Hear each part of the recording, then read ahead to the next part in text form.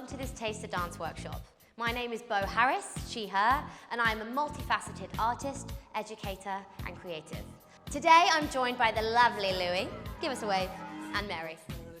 They'll both be participating in this workshop today with me. This workshop, however, is for all levels and abilities, all ages, all backgrounds, so please, please, please do feel free to pause, re-watch as many times as you may need. I will also offer adjustments according to your facility or potential access needs. I will be breaking everything right down to the basics and providing alternative variations to movement language wherever possible. So, without further ado, let's relax, enjoy, and experience the wonderful world that is tap dance. In this workshop, we're going to be looking at the iconic two-sounded step that is a shuffle. Arguably, one of the most famous two-sounded steps we have in tap dance, so I thought it'd be a really nice one to focus on today. We are going to use a pendulum as a preparation step for a shuffle. Now, a pendulum is much bigger and it comes from the hip.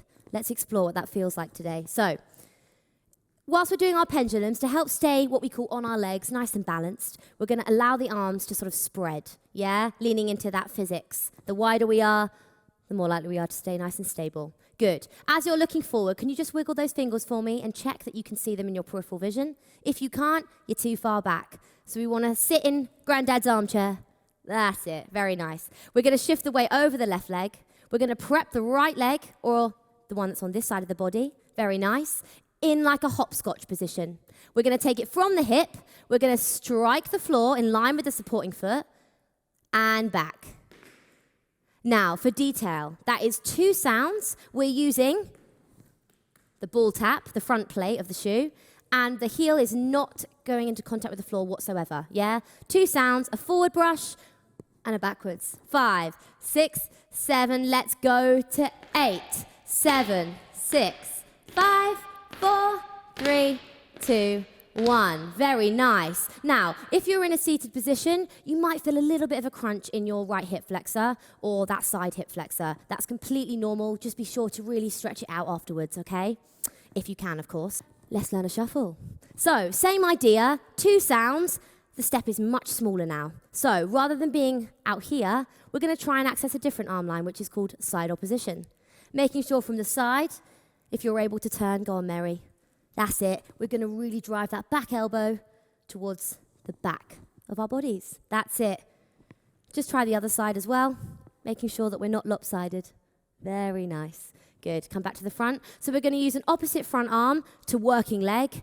By working leg, I mean the one that's doing the work, making the sounds. All right? Let's do 4 shuffles with a break in between each one. Now, proper shuffles are taken in less than 2 counts of music. I will count it for you as we go.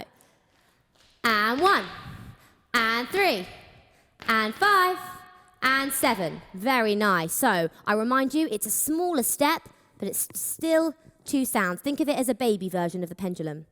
We're going to do 8 and then 4 shuffles. We're going to do that twice through, then we're going to take a nice bounce to prep the other leg and the other side.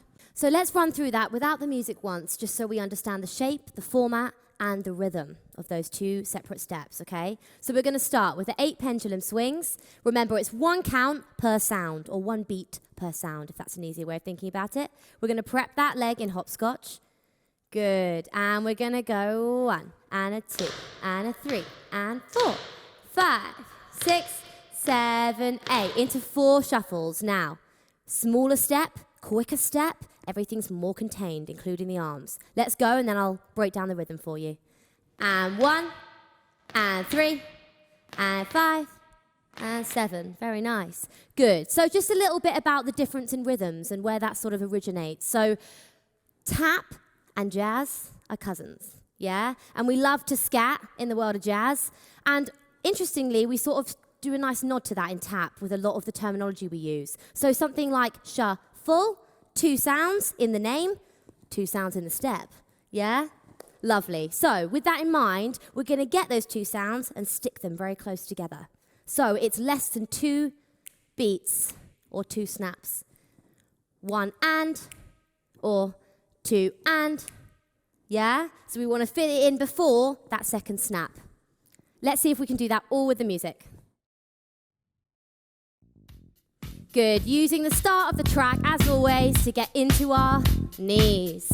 Good. Shutting the eyes to help wake up the other senses, specifically the ears, so we can really tune into that tempo. Lovely. Breath in. You're going to open the eyes on your exhale. Here we go. And a 1. From the hip. From the knee. And 3. And 5. And 7. Very nice. Keep your eye line nice and focused. Engage your core. Very nice. Let's do 8 swings. Deep breath in. Prep the arms. And the other side. And a 1. And 1. And 3. Again. And a 1.